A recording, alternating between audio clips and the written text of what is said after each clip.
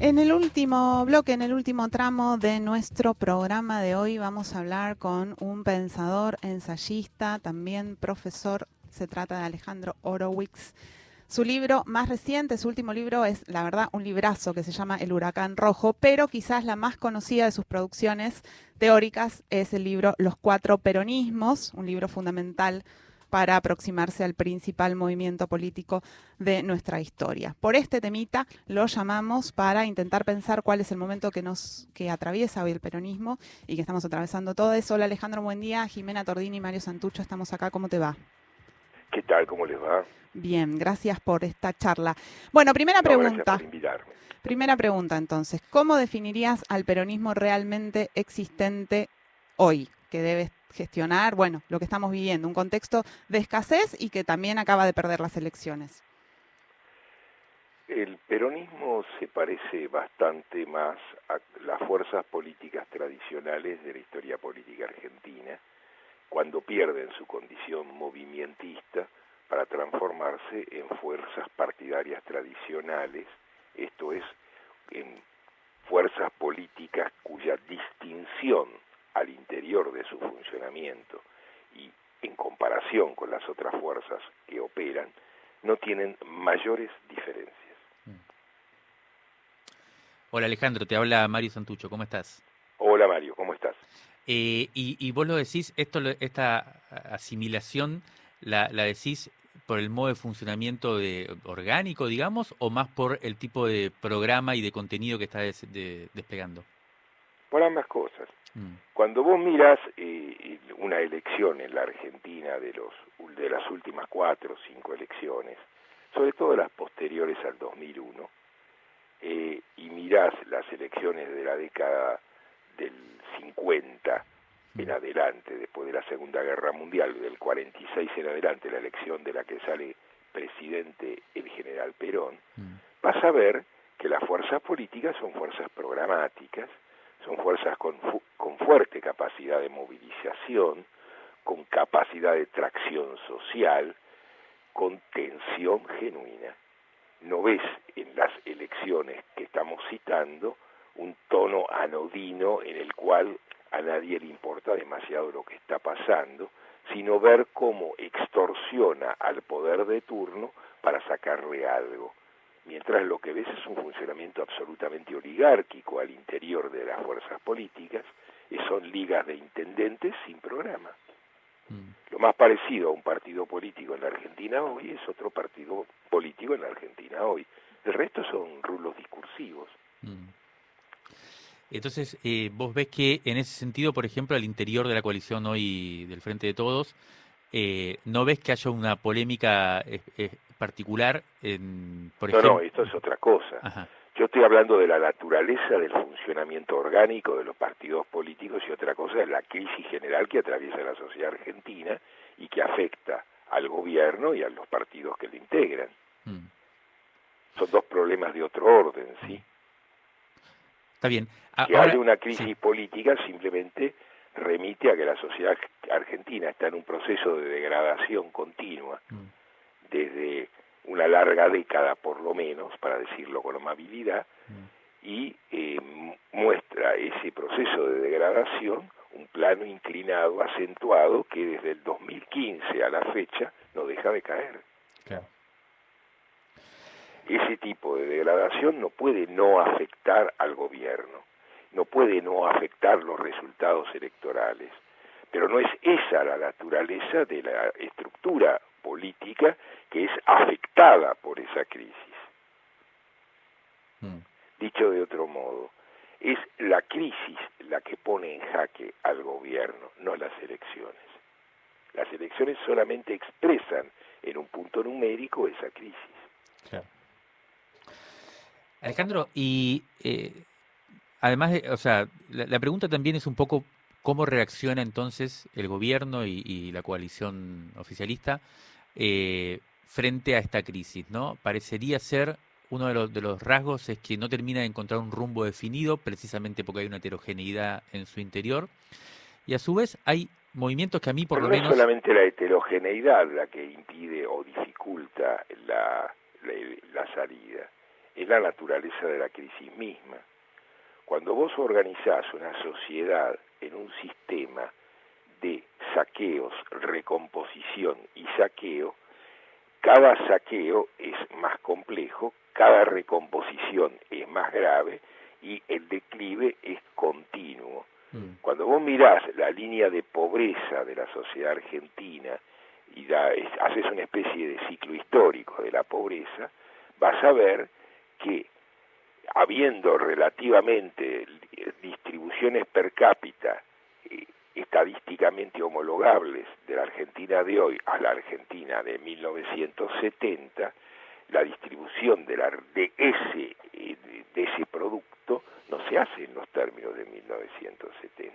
Entonces no estamos viendo simplemente una decadencia general del sistema productivo, que por un lado también es en determinadas áreas decisivo y claro, sino además una matriz de redistribución del ingreso que nada tiene que ver con la que existía en 1970.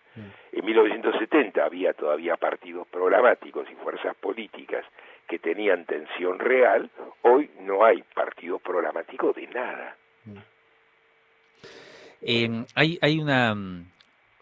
quedó pendiente una pregunta que la vamos a retomar después, pero me interesa esto que decías de el ciclo saqueo, recomposición, y en el centro de esto está un poco el tema del FMI y la deuda, ¿no? Escuché que decías en estos días esta relación del peronismo con la deuda post 1983, ¿no? Como que la deuda se paga, es un poco un elemento constitutivo, ¿no? De las diferentes, en todo caso, visiones dentro de... Así es, el orden político, más allá de que las distintas fuerzas no tengan un igual comportamiento sobre el endeudamiento, tienen un igual comportamiento sobre el pago de ese endeudamiento. Y esa diferencia es la que permite que el sistema funcione, porque la idea, hay un momento en que la deuda ya no puede crecer más porque el mercado no la acepta.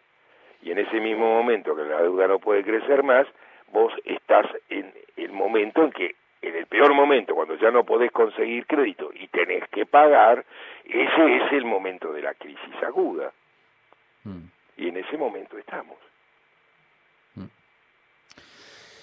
Volviendo a la pregunta anterior que me quedó pendiente en este punto, la pregunta entonces es también cómo es la respuesta de las diferentes fuerzas políticas al respecto. Y ahí hay algo que a mí me descolocó, un poco me descolocó y te queríamos preguntar, vos cómo lo leías, que es la recomendación de la vicepresidenta, Cristina Fernández, de ubicar en el puesto clave del gobierno hoy, es decir, en la jefatura de gabinete, a Juan Mansur, ¿no? Que representa evidentemente otro sector de la coalición que la propia, en este caso de Cristina. ¿Vos cómo lo lees? Y te adelanto una pregunta un poco capciosa, si se quiere. ¿Hay algo así como un menemismo en germen como posibilidad? Mira, el menemismo en rigor de verdad, en un cierto sentido, no desapareció nunca. El menemismo no son solamente los votantes de Carlos Saúl Menem. El menemismo es un conjunto de valores compartidos que la sociedad argentina tiene más allá de esos votantes. Conviene recordar dos cosas. Carlos Saúl Menem, en el 2004, después de la catástrofe del 2001, catástrofe que si no tiene capacidad pedagógica, uno renuncia a la comprensión política colectiva, Menem gana la primera vuelta a las elecciones. Esto no es un chiste. Esto es porque que los beneficiarios reales del gobierno de Menem voten a Menem no tiene nada de extraordinario. Pero que las víctimas del gobierno de Menem voten a Menem nos está diciendo algo sobre la alienación personal y política que la sociedad argentina tiene en un grado extremo. Y al mismo tiempo nos dice que una parte de los que no lo votan, no lo votan por el resultado, no por la valoración de los términos que incluyen ese resultado. Y la diferencia no es una cuestión menor. Si yo creo que hacer política es el instrumento que me permite salvarme a mí y que yo simplemente voto a quien se salva, el voto funciona como una extorsión. Yo te voto para que te salves, pero ayúdame a mí a que me salve yo. Si vos no me ayudás a mí a que me salve yo, mongo, te voy a votar. Esto no tiene nada que ver con la democracia política. Esta es una lógica extorsiva clientelar terrible, no en dirección a un partido político, es mucho más grave. Ese es el orden político realmente existente, y la presuposición de ese orden es: mi propio culo es lo único que importa. Por lo tanto, para defender mi propio culo, hago lo que creo pertinente en esa dirección, y en esos términos todo vale. Estamos conversando con Alejandro Horowitz y un poco lo que te queríamos preguntar, y está asociado a esto que decías recién, ¿no? Se está hablando mucho en estas semanas de si estamos frente a cierto proceso de derechización de la sociedad o de derechización del gobierno, según los análisis, y vos ahora estás planteando más una tesis que tiene que ver con un individualismo radical prácticamente, ¿no? Y un anarcocapitalista que se define anarcocapitalista tenga un éxito, entre comillas, en una sociedad determinada, habla de cuáles son los valores en boga en esa sociedad determinada.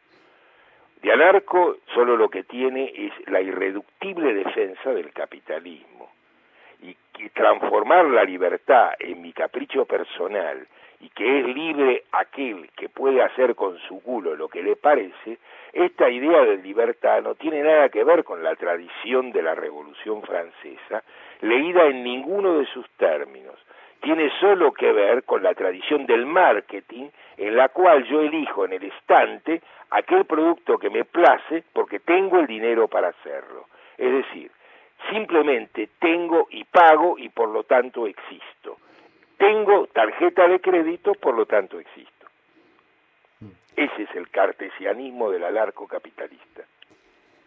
Estábamos conversando con Alejandro Horowitz, la verdad seguiríamos muchísimo tiempo más, pero ya no podemos. Te agradecemos un montón, Alejandro, esta charla, esperamos que tengas una buena semana. Igualmente. Un abrazo, Alejandro. Chao.